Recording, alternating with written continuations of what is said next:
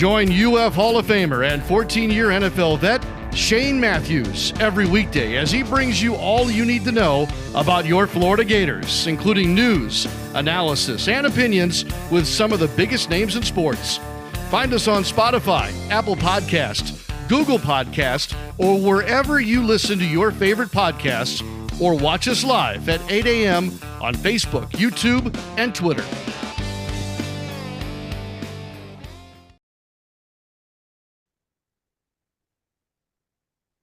A little bit of a glare there. Harp on Sports. Seth Harp with you here on this Tuesday. Sean Kelley, PodUp with Matthews in the morning. I need to thank Sean for swinging by. Before we get into the rigmarole of everything that we're going to go through today, congratulations to Shane Matthews, his daughter, his entire family on the birth of his grandson, Breeze. So congratulations in order to the Matthews family and everybody involved with that whole little shindig. I know how dramatic that can be. Sean knows how dramatic everything that can go into that can be. Yeah, especially when your children are in another state across the country, and Shane found out late yesterday that grandparenting was going to be on the horizon. So Sean, from you and myself and everybody involved, Gator family, ESPN Gainesville, congratulations to the Matthews family.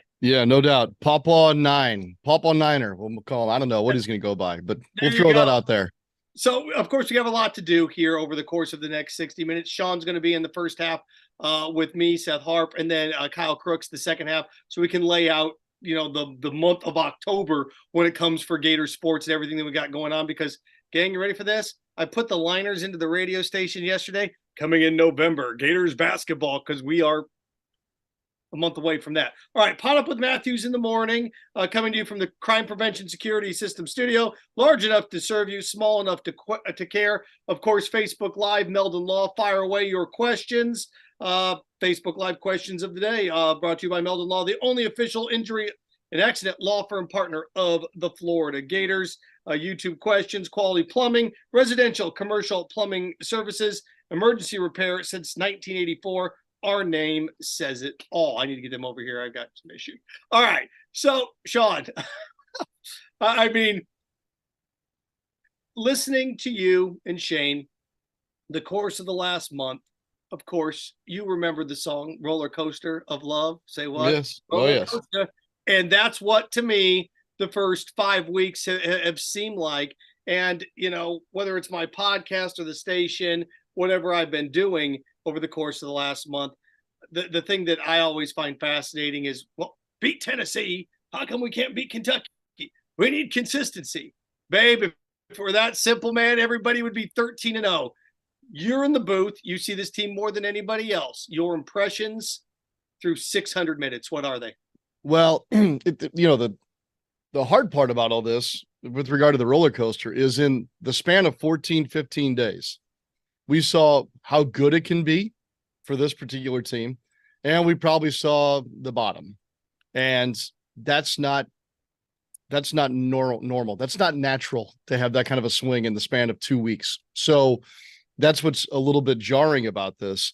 Because even if you looked at the Charlotte game and said, okay, red zone inefficiency, but you know what? In the grand home renovation that is Florida football right now, you still got the job done. It may have taken you 3 trips to the hardware store to get it done, but you were able to do so. You beat Charlotte, you move on. But then to kind of hit bottom in a lot of ways at Kentucky this past weekend, that's the unnatural part. That's the thing that doesn't make sense. It doesn't compute when you're watching it.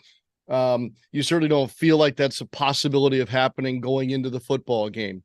But road has been a problem for last year's team and this under Napier. Inconsistency is the theme right now. And I keep wanting to lean on my better angels and say that inconsistency is usually a very large symptom of a very young football team, which this is. So can you excuse away what happened last Saturday? By no means, no. And kudos to Napier and his staff for not trying to do so or spin it some other way. There's no sugarcoating what happened this past Saturday at Lexington. And I thought Coach put it pretty well yesterday when he said, look, if you get beat that badly in the trenches running the football, like they're 9.1 yards per carry, you're like 3.6. If you lose hidden yardage on special teams, if you lose in penalties, and there was one other, there were four things. It's like, okay, if any one of those boxes can give you trouble, you checked all four of them. So you're never going to win in that situation. So the good news is it's one game. The bad news is in football, we only have one game to talk about for an entire week. So you got to get to the next game to kind of rinse the taste out of your mouth. And we'll see if they do that this weekend. We'll see what the health of the ball club is too, because there are some guys that took some shots, and yeah, there's just nothing cool about what happened at Lexington.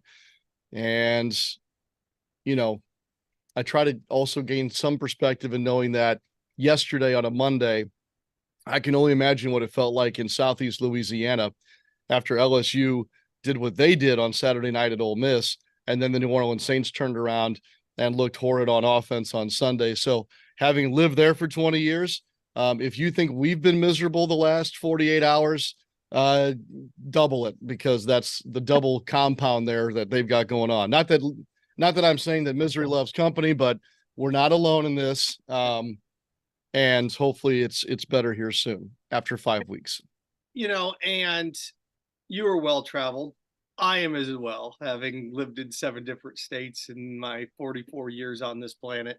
I've been doing this since I was 15 years old. And, some things change. Monetary value, structure, the business of sport definitely changes. But one thing doesn't change, and that is how long it takes if you want to do it correctly and stably, if there is such a word, right? It takes a while to fix things. And Billy Napier is not a quick fix guy. He's not, Shane, and I use this as an example. How about this? Have lost 30 pounds in the last 90 days. How did I do it? By not eating like crap, working out, and taking care of myself. Well, guess what? You can go out and lose 30 pounds and go get liposuction and do a bunch of things like that, but that's not long-term success. Billy Napier is building a long-term successful thing. I like Billy, and I keep seeing people, I'm going to read some comments. He needs to hire an offensive coordinator. He needs to hire a new now. Who? What offensive coordinator out there that's really, really good is sitting around in his living room eating bonbons and eating croissants, and you're going, wait a second. Mitch Kumstein, come on down. Where have you been the last 3 months? It doesn't work like that. That guy's just not sitting around right now. This team looked good against Tennessee, struggled a little bit against Charlotte, moved the ball, just couldn't score touchdowns, and struggled, obviously, against Kentucky. Now you've got Vandy, and then you've got South Carolina on the road. Sean, 3-2. It's tough to stomach this for some people. This team is probably right where they should be given their talent in year 2. Possibly. I also see the fans' point, or anybody else's point that wants to talk about self-inflicted wounds, whether it be untimely, undisciplined penalties. Sure. And look, we all want to make this about the coach, right? It's the coach, and he needs to be, maybe he shouldn't be calling plays, or we need a special teams coordinator, this, that, and the other. At the other end of the other end of the equation is the players themselves. And so there's accountability on their part as well. And so this is a collective bad weekend. All right. There's dirty hands everywhere. Use the old cliche. There's dirty hands everywhere. So, and Shane, it hurt Shane this past weekend to watch his alma mater play the way it did.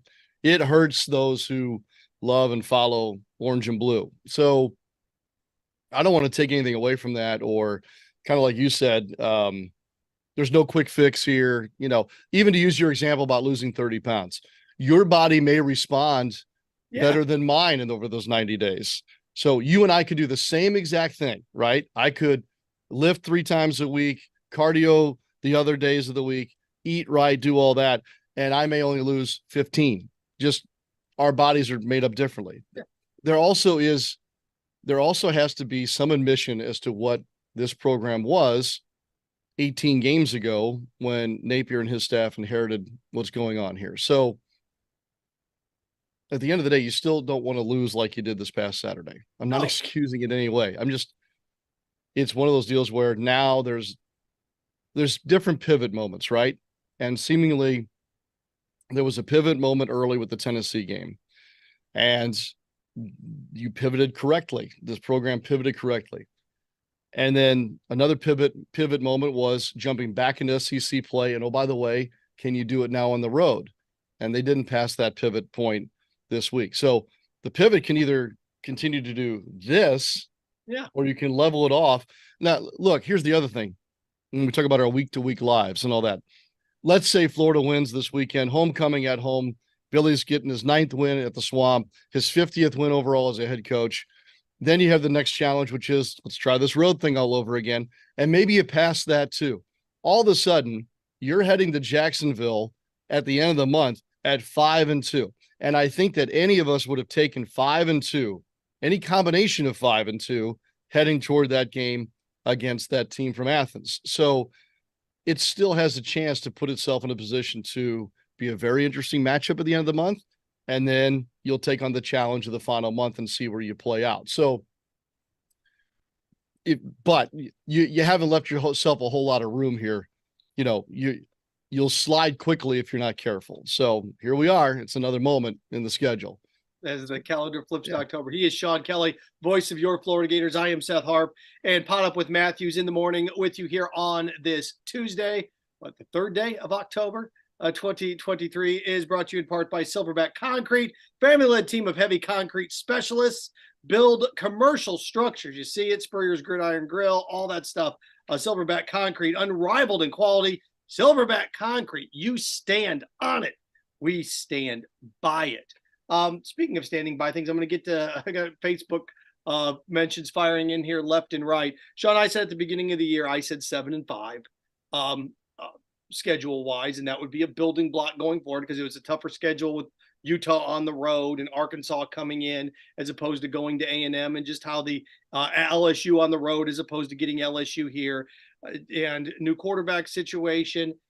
Everybody's made the parallels to Mike Norvell at Florida State, how it took him 3 full years to finally flip the switch in year 3 and getting the talent in. I thought it was always fascinating, Sean, that, and from hearing Brian Kelley talk about it when he was at Notre Dame, to hearing Deion Sanders talk about it, to hearing Nick Saban talk about it, to watching Lincoln Riley struggle with it despite all of his success. The guys say we can accumulate star talent at the specialty positions.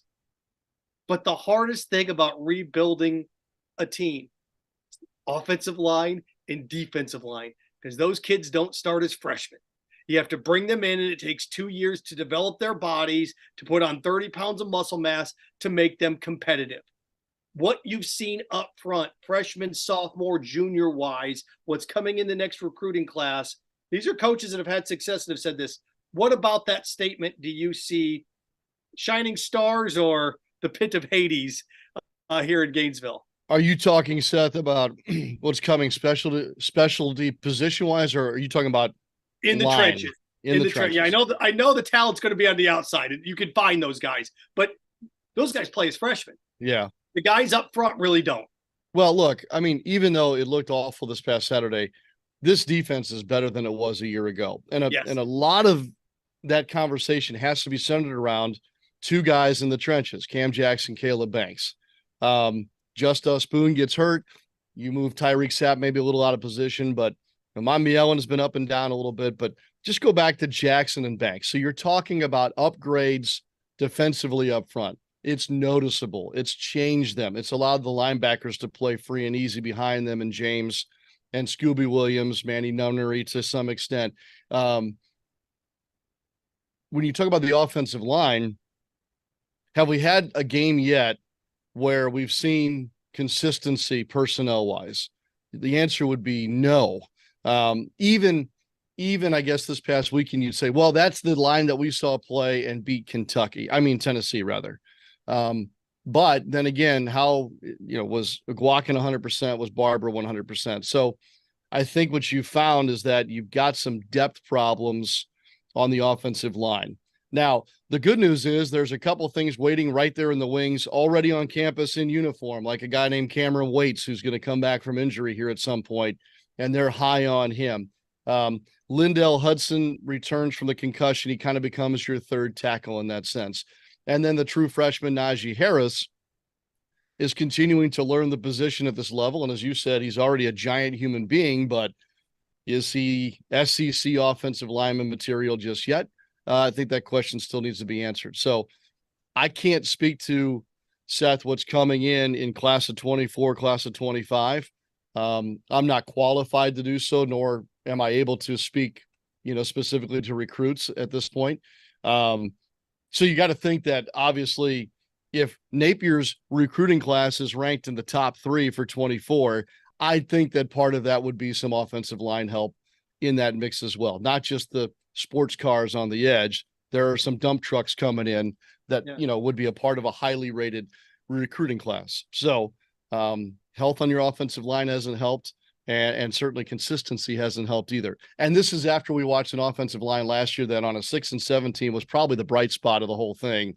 And you lost a guy named Osiris Torrance to the NFL, an All-American. So I guess that's the only answer I've got to your question. And so of course it's a mixed bag, just like everything else in year 2 of this program. There's some good and some promise, and then there's not there yet. Questions coming in to you, Sean, from Thomas.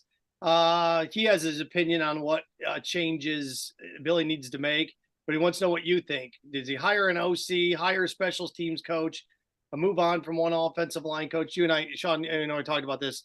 Offensive line coaches and dynamic offensive coordinators aren't hanging out at the Jacksonville Zoo on a Tuesday in October, not hired. Yeah, no, I mean, and I would say that, the way the offensive staff is structured, there are 2 offensive line coaches, which I think in a lot of ways has proven to be a novel and good idea.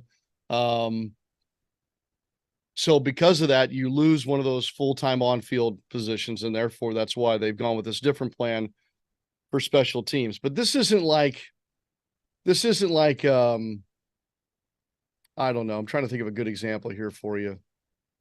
There's not a ready-made offensive play caller present on the staff right now. Maybe there is, and I just don't get it. So if Billy Napier decided here today on Tuesday, you know what, you're right, I'm just going to CEO this thing, and I'm going to name so-and-so my new play caller. I don't know if that person's in the building. So could you even do that, right? So you already answered the question about finding somebody off the street. We know that's not going to happen, okay?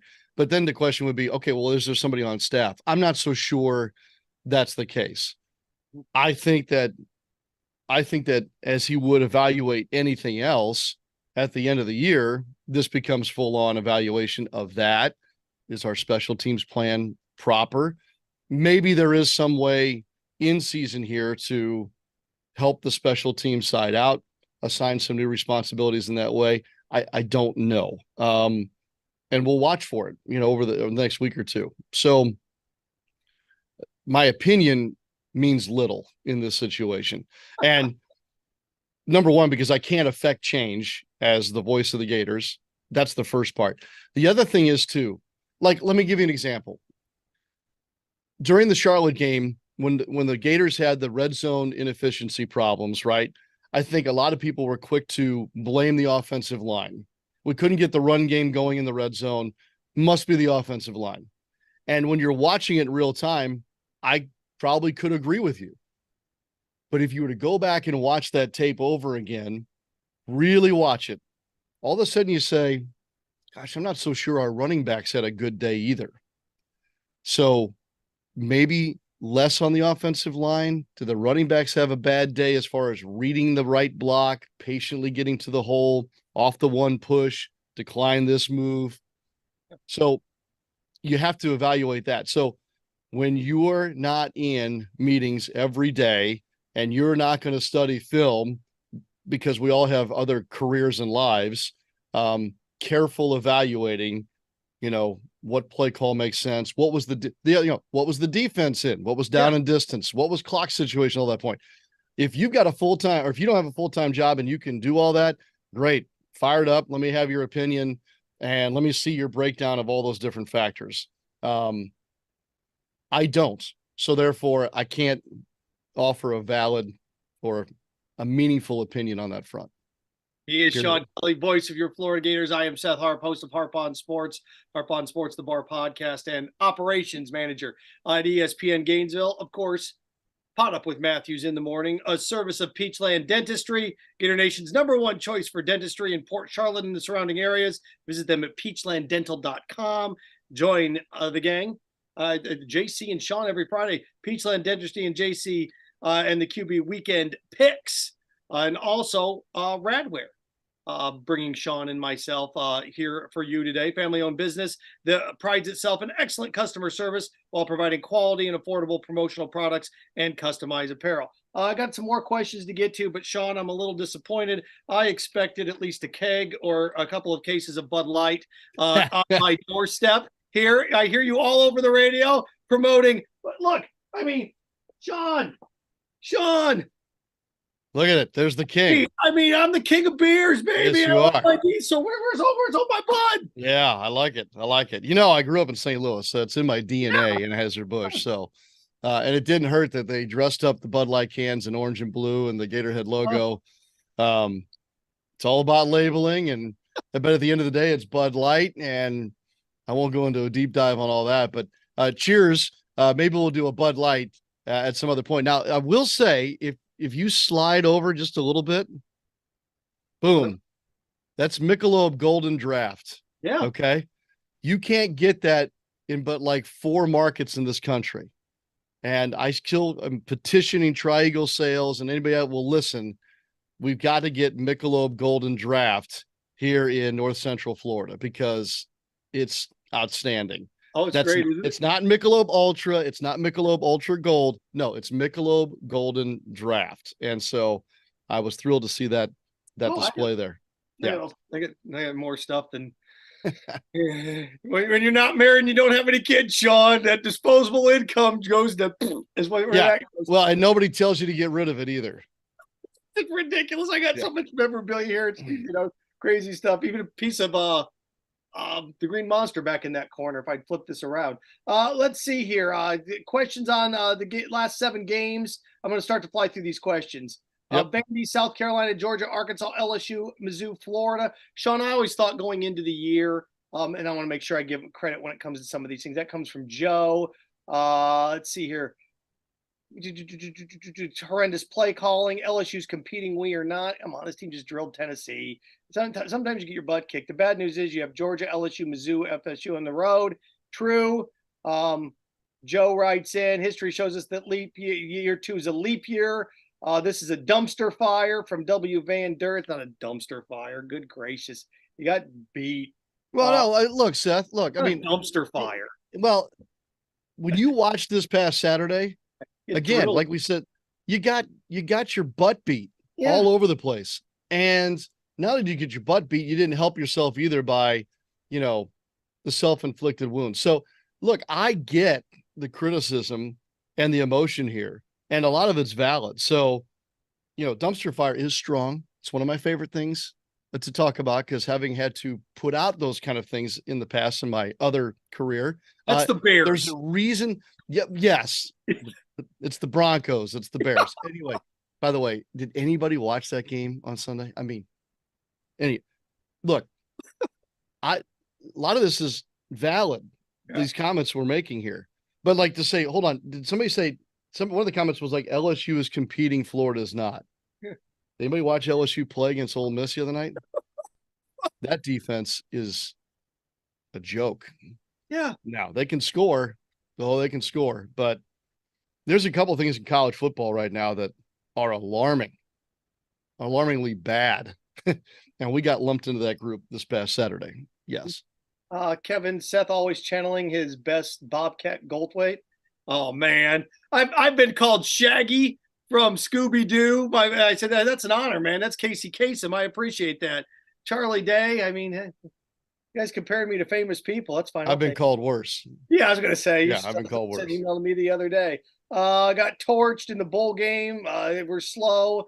Okay, gang. Look, 4-8, 5-7. It's amazing, Sean, because a week ago I run a radio station, listening all day long. Hell, this team was 6-1 going into the Georgia game with a chance to paved the way to the SEC championship game. Now they're 4-8. Look. Welcome to the southeast part of the country. A year ago, Florida beats Utah, and we have a Heisman Trophy candidate, and we're contending. You saw what happened. This year, Florida beats Tennessee, and the turnaround is complete. The rebuild is done. Off we go. Not the case. Not yet. Yeah, not, and we all want it to be, but it's not the case. This is a week-to-week thing. Yeah. This is a home renovation. Yeah. Oh, I like that. Yeah. I mean, that's just kind of my analogy. I did that with Steve Russell the other day on your station there over on campus. And I'm looking at the schedule the same way everybody else is. And there's not one game where I'd say, yep, Gators win. There may be only one or two games where I say Gators probably lose. Mm-hmm. That's how it is. You're this close to beating a team and you're this close to losing to a team. Do you want to lose it the fashion you did this last weekend? No. If that continues, then yes, throw the matches into the dumpster and back up because it's a dumpster fire. I just still believe that we're not going to see this on a week-to-week basis the rest of the way. I don't either. And Sean, I know you got to get running here. One thing that I'll say, and this is just from my experience, I don't know if Billy listens a lot to outside noise. I mean, he seems a pretty even keel, straightforward type of dude. But I got news for you, gang, because I lived and worked in Nebraska. I've lived and worked in Michigan and Indiana and Alabama and South Carolina and Georgia. Use a fan base, get out the pitchforks and want to start canning coaches after 15, 16 games. Most coaches now that you want to hire are in their 40s, early 50s. They have families. They have kids. They're making multi-million-dollars a year where they are right now. Sean, you're married. I'm not. But you know how that conversation goes with Mrs. Kelley. If you're making $4 million a year and they're running a coach out of town after 15, 16 games, she's going to look at you and say, we are not moving across the country to be hated and have to move our children again after 20 games. That's a coach's life, though. That's a coach's life. I know, but you start wanting to fire coach. If you're in a successful situation and you're making $4 million a year, is that extra $5 million worth it? I think you and I talked about this. If you're Mark Stoops, do you want to leave Kentucky for Michigan State in the offseason? If Michigan State offers you the job, is it because Michigan State can pay more, but is it worth 9-3 losing to Michigan State, Penn State, and Ohio State and having the fan base hate you? Where if Kentucky you go 9-3, you're going to get a statue. Well, there's that. But sometimes people say, oh, I need to change the scenery, or I've reached the ceiling here. I know what the landscape is. I'll never be able to consistently contend for a national championship here, even though I've made it successful. It's the reason why Nick Saban left Michigan State when he did. He felt like his best chance to win a national championship was not in East Lansing, even though they would have built a statue for him there too. So all of a sudden he's in the Southeast Conference. So, I mean, let me just soapbox for just one thing. All this emotion, passion, all of that, it's what, look, I want, the worst thing is apathy. Nobody wants apathy because that means everybody's tuned you out, turned you off. Right. Okay. But at the same time, there's no place for literally threatening people, their homes, and their relatives on social media. It's sickening, and it has been happening. And I understand that it's probably this very, very, very, very, very small little fringe, piece of the fan base, which I wouldn't even consider part of the fan base if they're going to act like that. But that has been happening, and we can wring our hands, and it's fun. And this is what we do with these shows and podcasts, to tear stuff apart, build it back up, tear it down, all that stuff. But when you take it to the level that it's been happening here recently for some on this coaching staff, that's wrong. That's wrong. And if I were them, coaching staff's receiving threats. Find out who they are, prosecute their ass to the fullest extent of the law. That's me talking. That's not Sean. That's me. I'm saying that. I have zero tolerance for that at all. It's games, it's sports, it's entertainment. It's 18 to 22-year-olds playing. If you want to threaten somebody's life and family because of your feelings about a 22-year-old that you don't even know losing a football game, you're a loser. All right, Sean, on that happy note, really quick here, Vandy homecoming. Really quick, because I know Kyle's waiting in the wings. One or two keys for Vandy this weekend. Well, I mean, I think it's become one of the keys, which is play clean. And Shane talks about this. You've got to be able to get on and off the field on third down or keep a drive alive like you did against Tennessee. Third down is huge. The third down numbers overall right now, unacceptable for Florida. That's not winning football, if you will. So you've got to be better there. Cut down on these penalties, these self-inflicted wounds. I would like to see this defense, by the way, play more toward their numbers from the first 4 games as opposed to what we saw this past Saturday. But there's got to be some kind of a takeaway at some point here. Jason Marshall should have had one, should have been a pick 6 this past Saturday, but that's kind of the missing ingredient for this defense right now. I think they are affecting the quarterback. I think for the most part, they've really done a nice job in defending the passing game against their opponents, but you've got to take the football away here and again. You've got to start winning the turnover battle. And look, it was woefully lopsided this past weekend because if you count the fourth down, the turnovers on fourth down conversions failed. You're like -4, -3 just in one game. So let's see that number kind of take a turn back toward the good. So, well, I mean, those are just simple and they're somewhat cliche, but sometimes it is that simple.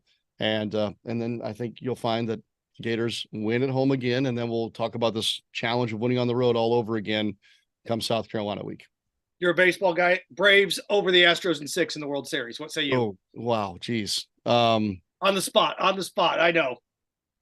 Braves over. American League's hard to handicap right now. Orioles, really hard. Braves, Astros.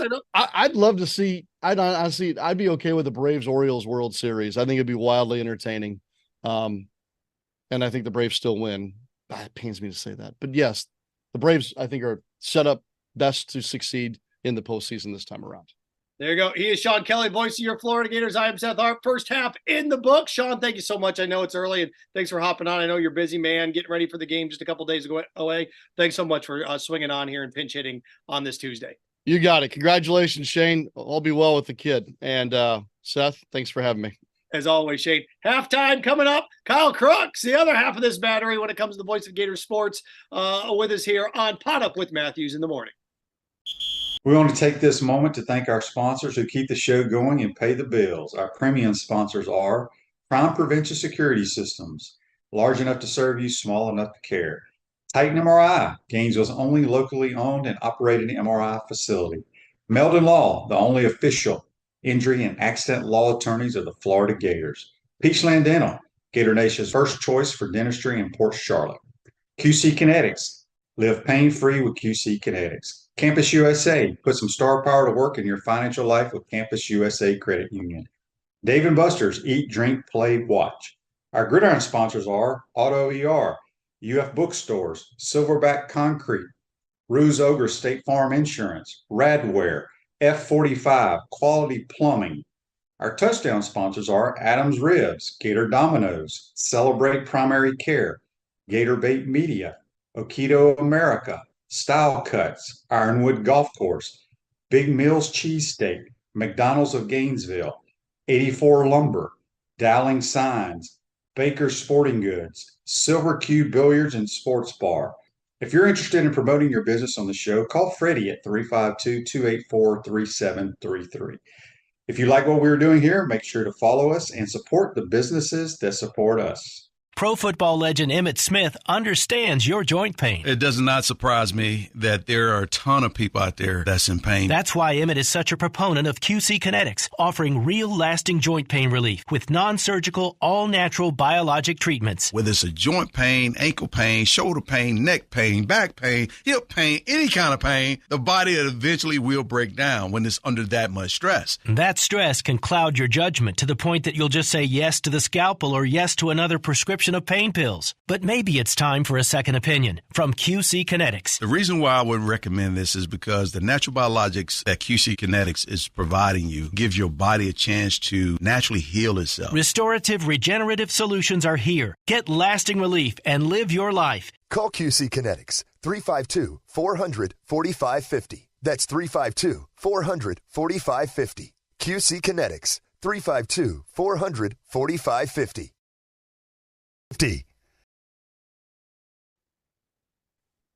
Seth Harp from Harp on Sports. Kyle Crooks, second half of the play-by-play voice of the Gators battery with us here on the second half of PodUp with Matthews in the morning. Congratulations to Shane Matthews and the family. His daughter giving birth to a baby boy by the name of Breeze. So Papa, Grandpa, whatever, I don't know what Shane's going to go by. But Poppy, I have no idea. Pawpaw, but congratulations to Shane Matthews and the entire family there on the birth of his grandson. So tip of the hat, and congratulations, Shane, and a much deserved day off here. Shane will be back for the game on Saturday against Vanderbilt homecoming here. A quick reminder when we get this party started, Kyle Crooks, myself, Seth Harp, courtesy of your questions. Courtesy of the Meldon Law Facebook Live question, the only official injury and accident law firm partner of the Florida Gators. Also, you have any questions for us, feel free. YouTube questions brought to you by Quality Plumbing, residential and commercial plumbing services, and emergency repair since 1984. Our name says it all. Okay. How about this? After last weekend, I want to make sure that you all are aware that the 1966 HBC beer is available at Spurrier's Gridiron Grill. Gator Games in the Swamp and select retail outlets. Crisp American Lager, 1966 HBC beer. I know several of you were going through cases of that last weekend following that Kentucky game. All right. I want to bring Kyle on because I know we are in the depths of soccer season. We are now. Kyle, I put the liners in for the radio station yesterday. Coming in November, Florida Gator women's basketball, Florida Gator men's basketball, because it's a month away. Yeah. So, we're smack dab now, I would say, in the middle of the fall campaign. So I want to get into some of these things that you've got coming up and just a quick little sneak peek of what we got. But before we get into this, and again, if you have any questions, fire away. College football as a whole. I want to bring you on for a vast perspective. I love the first 5 weeks of the season as a whole. Mm-hmm. I love it that Texas is unbeaten. I love it what we see in the Pac-12. You got three heavy hitters out there, baby, with Oregon, with USC. I don't care if USC gives up 700 points, they score 800. So I love it. I love it. And Utah may be the most physical once they get their quarterback. And by the way, the best player in college football plays in Seattle right now at Washington with Michael Penix Jr. Blue Bloods Kyle, it's October, and Texas and Oklahoma are both undefeated in the Red River rivalry. Michigan and Ohio State are still undefeated. Florida State's undefeated. You can say what you want about that, but hey, they're undefeated. And Notre Dame and Duke, what we got last weekend. Your thoughts overall as an arc, Kyle? First 5 weeks of college football season. I think what's interesting is a lot of people haven't watched Washington to this point. I put my hand up. I haven't sat there and watched every Washington game this year, but a lot of people say they're the best team in the country. I think you look at Georgia coming back to earth a little bit. They're not the same dominant group. They're trying to win 3 straight national championships. It's not the same team. You lose people to the draft, that many people to the draft every single year. Eventually, you're going to take a little bit of a step back.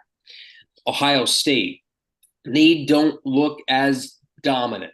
So you have a lot of teams. Notre Dame have a close call against Duke, and Duke, that's a great story. Mike Elko, very early in his tenure, has a Duke team with attendance records and things, and doing things they've never done in their program's history. That's been fun to watch. And the Pac-12, that story out there, that the last year in the conference as we know it, eventually down to 2 teams, and we'll see how that situation works itself out. But to see the amount of teams that are just so good out west, playing late into the night. Washington State, team that feels like they've been disrespected. They're a top 15 team. Washington, probably the best team in the country. Oregon, obviously the storyline with Dion in Colorado, and they were left for dead last week against USC, down like 4 possessions at one point, and they make it 48-41. Comes down to an onside kick. So credit to Dion and what he's done out there.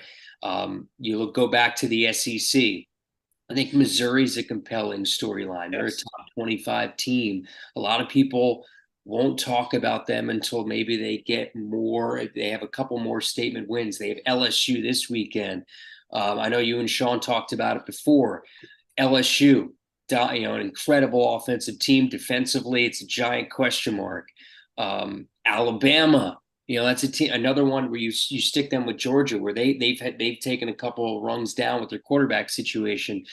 Man, it is compelling. And then you have the Red River rivalry this weekend in the State Fairgrounds, and that's going to be a whole lot of fun. 2 teams that'll be in the SEC next year.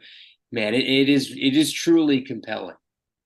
What's interesting about this is you look around, and as a Midwest guy, it was hard for me coming from Michigan, then I went to Nebraska, and then when I finally went to Alabama, to realize, and this for a while, you can see it coming, that wait a second here. And I got to SEC land right when they did the big deal. Saban comes to Alabama, and people forget Nick Saban lost to Louisiana Monroe his first year, went 6-6. But then when that gear got shoved into 5th, 6th gear and overdrive, that's what really accelerated the SEC. It really did, because it created this arms race where everybody was trying to keep up with each other. That was 2007, 2006, 2007. Kyle, for the first time since 2006, I've been able to go 1 through 4 in each conference, and the SEC is always number 1. Top 4 teams in the SEC are better than the top 4 teams in any other conference. 2023, that's no longer true. I think the Pac-12 1 through 4 is better than the SEC 1 through 4. I don't know about the Big 12.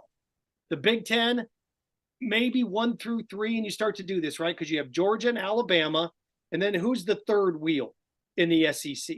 Georgia, Alabama, because let's face it, the Pac-12 is easy, right? Washington, USC, Oregon, Utah. Boom, that's easy. The Big 10's easy at the top 3. Michigan, Ohio State, Penn State, not necessarily in that order. The ACC, it's Florida State and probably Duke, right? In the ACC, I mentioned Big 10, Oklahoma and Texas. I don't know who the third wheel would be in that conference, but through the top 4, the SEC, Georgia, Alabama, who do you have the bronze medal around their neck right now?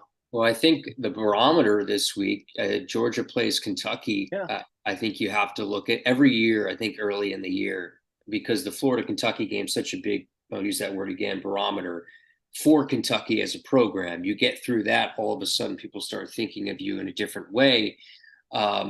This Georgia game is giant for them to get into that conversation of saying, look, like if they somehow find a way to beat Georgia, you're talking about them as a possible Eastern Division champion, because then they have the leg up.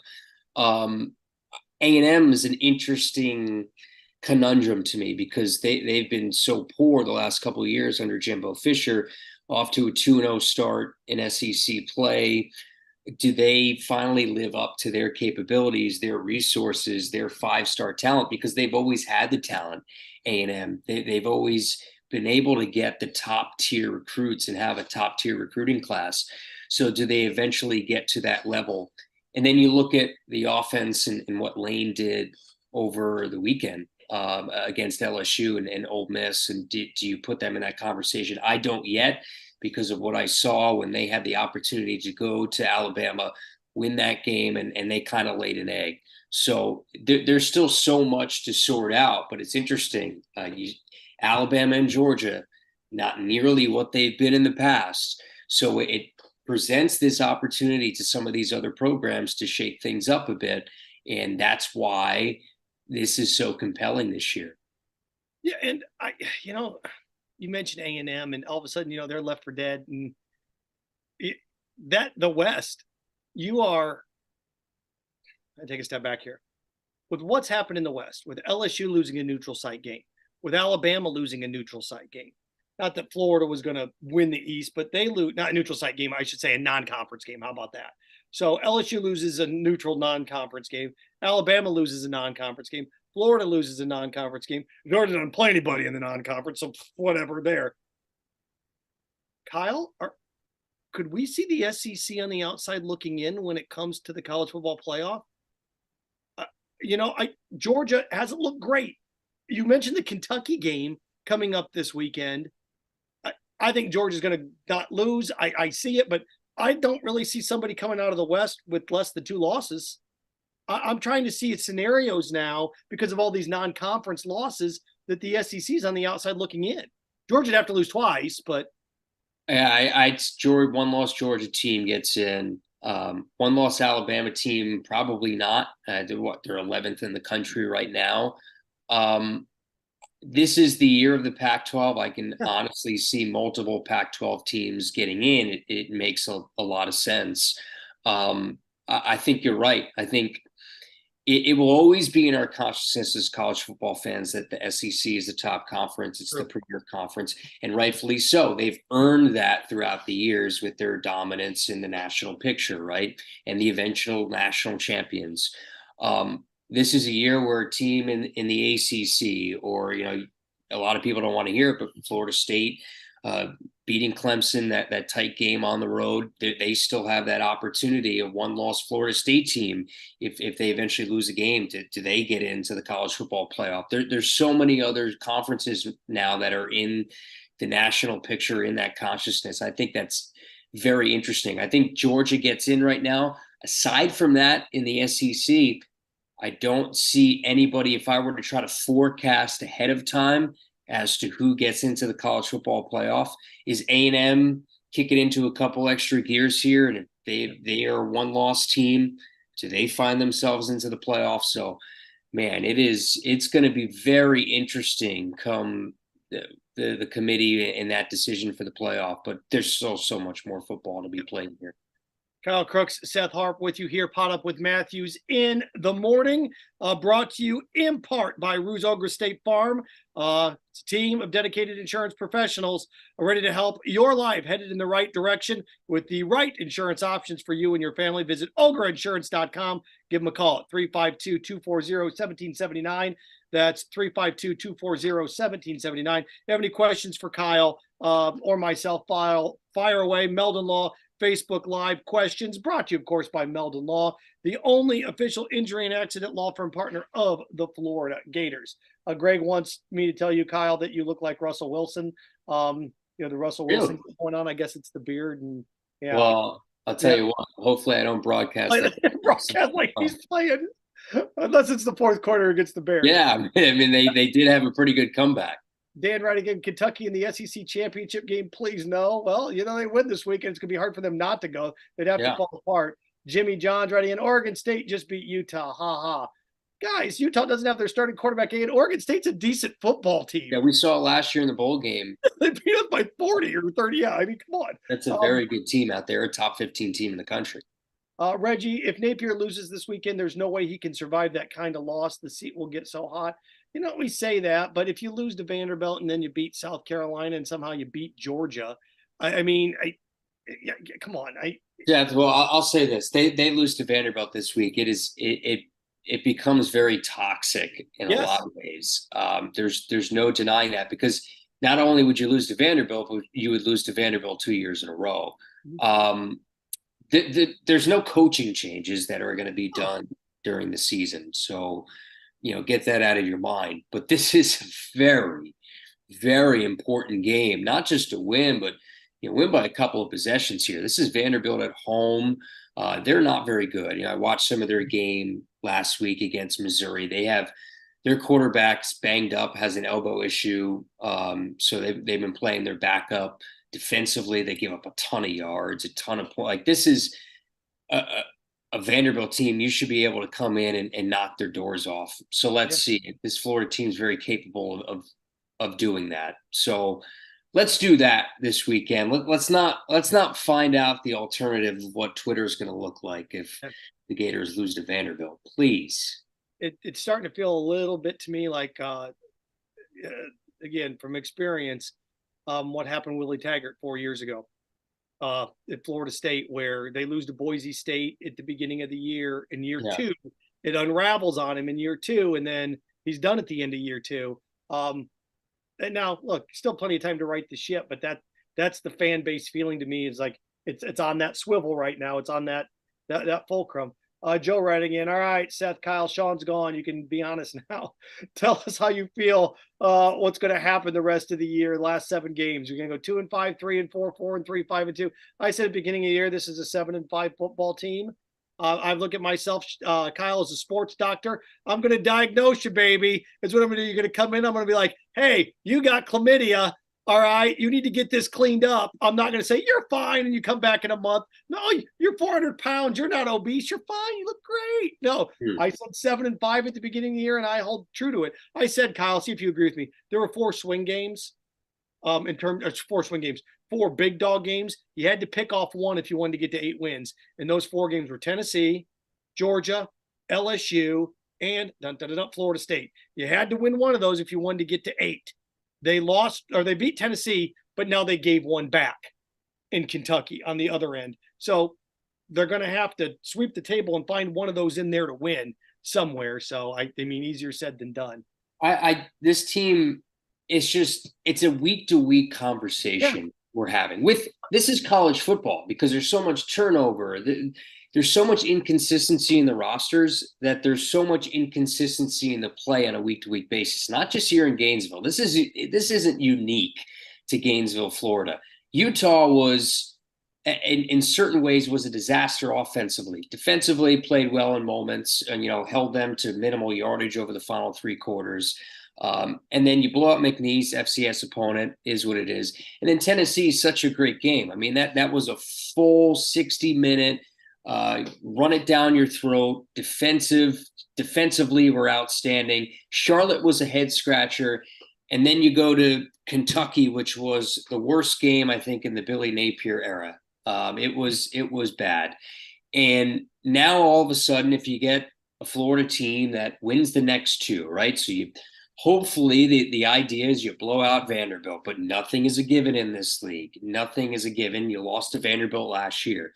South Carolina on the road. All of a sudden you win the next 2, and then you'll get a little bit of this again, right? Because then you'll come into what? You'll be 5-2 going into Georgia. We said best case scenario. 5-2. They're 6-1 going into Georgia. Oh my goodness, 6-1.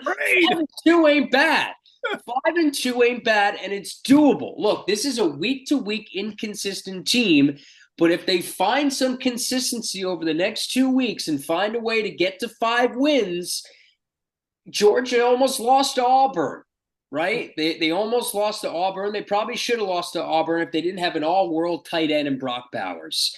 And then all of a sudden you have a little bit of – give me a little bit of juice going into Florida, Georgia, and Jacksonville. It's very possible. Don't quit on this team yet.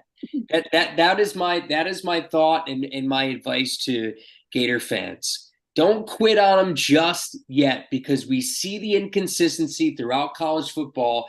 It is so common. It is so prevalent. And I get the week to week emotion. That's why we're fans of this. That's why I can do what I do, and you could do what you do for a living, is because there's that passion. But let's let it play out a little bit more. Kentucky was ugly. It was awful. It was all of those things, and I agree with it. But you win the next 2, you're at 5-2 going into Georgia. It's very possible. That's all I'm going to say. It should be 5-2.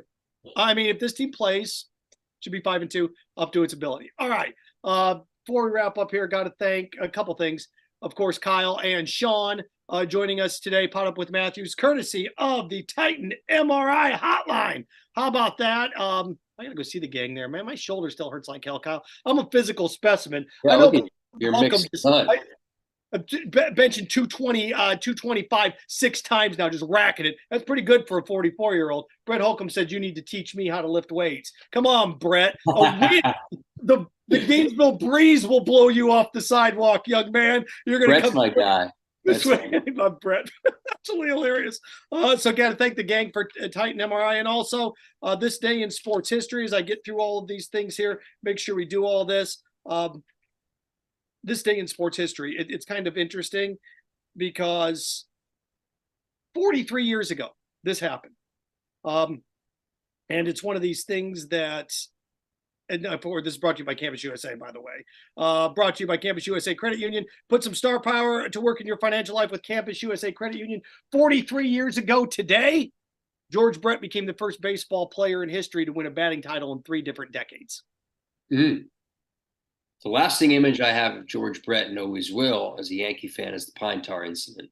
And I think that's a lot of, even though George Brett is an incredible player.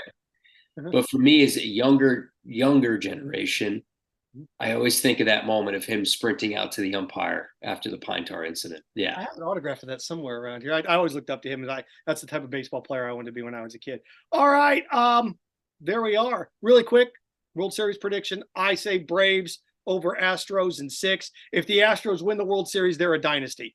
I'll let you have the stage for the next 60 seconds here. I would say my heart, I'm a Yankees fan, but I still want the Orioles to get out of the AL. I think they're equipped. They've won 100 or 101 games. Braves, they're the best team in baseball. Incredible depth. Pitching's outstanding. Their lineup's outstanding. I would say I'm going to go Braves O's. I'm going to say the Braves win it in 6 games. That's my thought. I don't know how invested I'm going to be in October this year with baseball because the Yankees were terrible and they're not in it. We don't have any teams in New York that we were supposed to have a Subway Series, World Series, and you had 2 bad teams. One in the Mets that was incredibly under 500. They were awful. And the Yankees are just finished over 500. So I'll go Braves O's, Braves in 6. Really quick. I know we got to get out. Got a heart out. Zach, my apologies. Gators 27, Vanderbilt 16. Gators 30, Vanderbilt 16. I just stole your score. We're both beautiful. No, Vanderbilt 14. Vanderbilt 14. Both beautiful, both smart. Right on, baby. Take that money. If you clear the spread, take your lady out on Kyle and I. If you don't clear, you shouldn't have listened to us. All right, man. As always, Kyle, thank you so much. Zach Rothrock. Got to thank Sean Kelley, the entire gang. Phil, PodUp with Matthews in the morning. Freddie Weeby. Congratulations, Shane, on becoming a grandpa. Everybody enjoy your Tuesday.